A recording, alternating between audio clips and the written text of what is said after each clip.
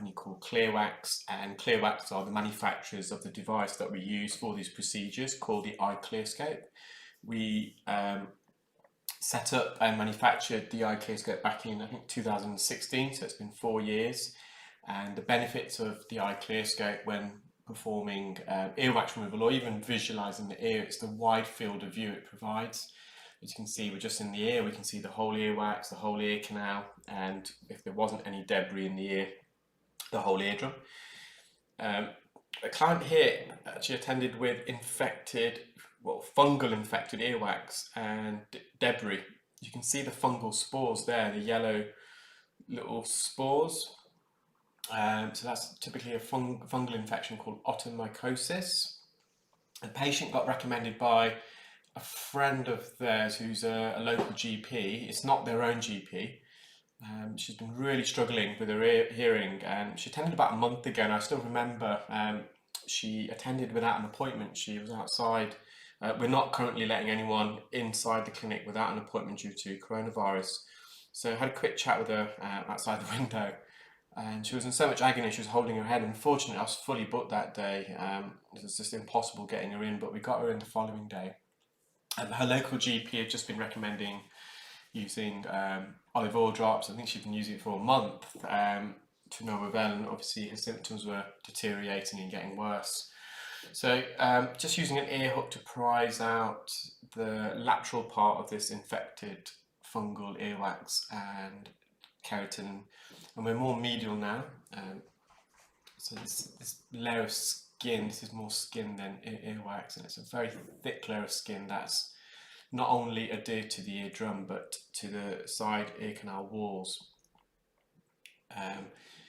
And just remember, the patient was in a lot of pain even before coming, so we just have to be very, very delicate. The reason why I'm mentioning that specifically is that I think it's a good point in the video to mention it. If anyone wants to watch my videos, brilliant, fantastic. But if you're watching my videos and going to start trolling me, please just don't subscribe, don't watch the videos. I had a chap yesterday who left 53 comments all across different videos. Some are very, very, quite horrible comments. Some are filtered, so YouTube have a filter held for review. And I received them in all one go, so I wasn't aware that he was spending the best part of his evening trolling me, and eventually blocked him. But just uploading an earwax removal video, guys. And this is not the first example of people trolling. If you don't like the videos, just don't watch. It's very simple. I kind of question why people would leave negative comments. It kind of shows that if it makes someone feel better about their own life, fine. I'm willing to take a few insults my way if it makes you feel better, but is there any real need? And I think that's one of the negatives of social media. Social media has some great positives. I mean, it connected the whole world, but unfortunately there are some people that abuse it. And it's those, generally it's these comments that if I leave a little bit of wax behind, kind of almost like I'm receiving death threats from people sometimes, that how dare you don't know what you're doing. Be rest assured, I do know what I'm doing. I'm a world-leading expert in this procedure. I developed this device. I train people visit me from around the world, not only for training, but for the procedure. I'm not being arrogant, because I've had some comments regarding that in the past as well, that when I'm trying to justify myself against some of the trials, that I'm being called arrogant. I'm just stating the facts, and if you don't like the facts, as I said, please do just watch another channel. Who would have thought that uploading earwax removal videos would have attracted so much trolling? It's just obscene. Anyway, back to the video.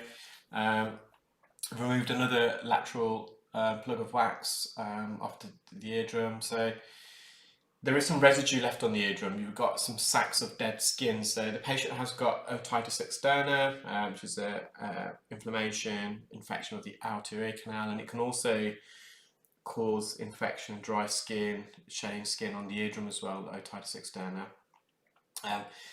Referred the patient straight away back to her own GP to explain, well, she doesn't need olive oil drops, she needs some antifungal, antibacterial ointments for her ears. In the UK, there's one called Optimize, which is very good. Optimize contains dexamethasone, which is, as you might have heard of that, it's a steroid that's been used in treatment of severe cases of coronavirus. So it's an anti-inflammatory steroid. So Optimize also includes acetic acid, and it contains an aminoglycoside, so it's kind of an antibiotic called neomycin. Now, neomycin it's ototoxic, so you have to be careful if the patient had a perforation of a eardrum, so a hole in the eardrum. You won't be able to use Optimize, because neomycin, if it enters the middle ear and travels up towards the cochlea, the organ, it can cause permanent damage. The acetic acid is actually quite good for fungal infection, so it covers a lot of bases. It's not only antibacterial, it's antifungal. Unfortunately, the patient was about 3 weeks later eventually prescribed ear calm, which I actually asked her to get over the counter, which you can do in the UK, until she got the Optimize from her GP.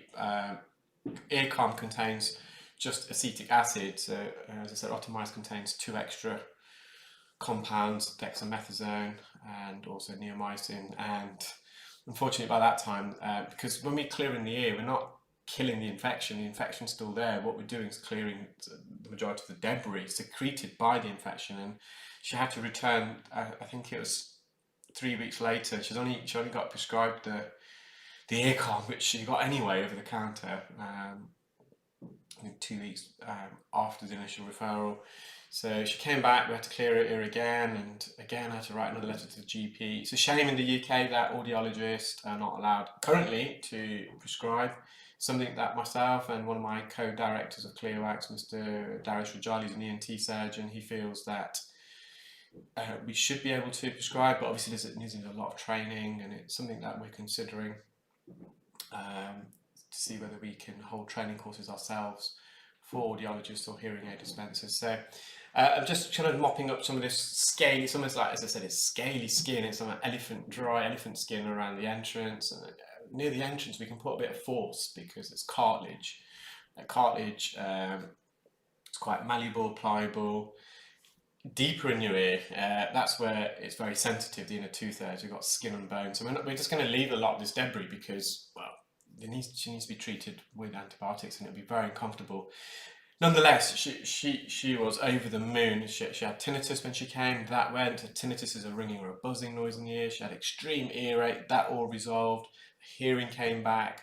I tested the eardrum because the eardrum was a bit dull, and that dullness was just because of this layers of dead keratin. So these white patches, it's actually dead skin. If you've got a blister on your finger and you get almost like layers of keratin that you're trying to peel, but it doesn't on your finger. It's similar on your eardrum. So that will naturally shed now, but we did a pressure test just to make sure there's no middle ear infection, and she was fine. She was over the moon. She was so grateful. That's just some of the debris. So just weighed in kind of 1/10 of a gram.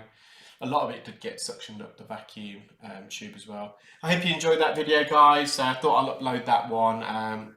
Yeah, I know a lot of you, the viewers, enjoy the fungal infections. It's Diwali, so I hope anyone who celebrates is having a wonderful Diwali. I'm going to close up the clinic now. It's been a long day, just doing some paperwork. With regards to ClearWax, we've got a new starter. Her name is Dharmista Rathod. I'll maybe get her to do a quick shout out in my next video to introduce herself. So Dharma is going to be in charge of the day-to-day business operations for ClearWax. Myself and my other 2 directors, we've all got our own businesses already, and running ClearWax is quite strenuous. And we just feel ClearWax, it requires more time, it deserves more time, someone full-time. So we're very fortunate to have Dharmista join us in the business, and looking forward to really pushing and growing it. Anyway, guys, have a lovely Saturday evening, and I'll upload some more videos across the week. Thanks, bye.